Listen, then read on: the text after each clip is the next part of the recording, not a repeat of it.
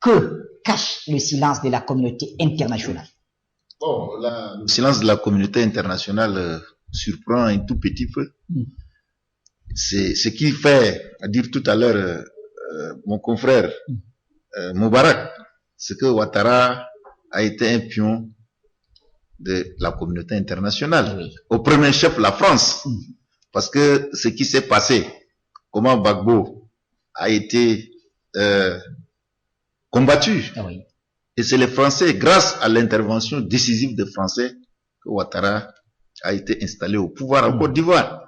Et surtout avec la certification de son élection par Choui. Choui agit comme un proconsul.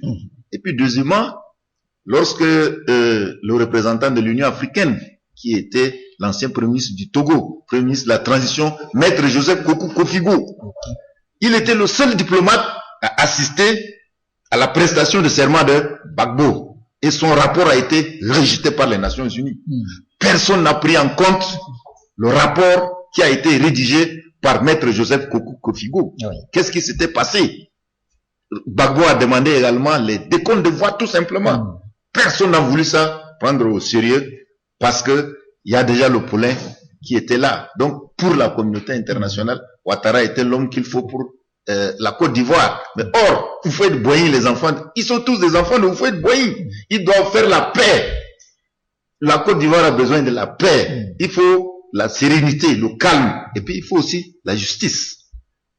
Aujourd'hui, on a l'impression que c'est la justice des vainqueurs. C'est la justice des vainqueurs. Or, les forces nouvelles qui appuyaient, les forces nouvelles qui sont devenues les forces républicaines de Côte d'Ivoire, qui ont aidé Ouattara, ont commis des massacres à grande échelle dans la ville de Douikoué, où les guerriers supposés proches de Bété ont été massacrés. Mais ces forces n'ont jamais été inquiétées.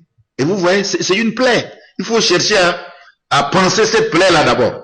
Ce qui n'a pas été le cas. Donc je pense que Ouattara a intérêt à s'asseoir autour de la table avec ses opposants et trouver très bien. En attendant de prendre cet appel, Kamalo. Alors, l'Aldim nous dit que Ouattara a intérêt à s'asseoir autour de la table. Mais c'est pas visiblement ce qui se passe. Parce qu'ici, on remarque, d'après nos sources, qu'il aurait décidé de donner 100 millions de francs à chaque candidat qui prendrait part à cette élection présidentielle, ce que dénonce bien sûr l'opposition, en criant à une tentative de corruption. Mais si le président candidat à sa propre succession était réellement super favori, comme le prétendent certains médias occidentaux, comment donc comprendre de tels subterfuges?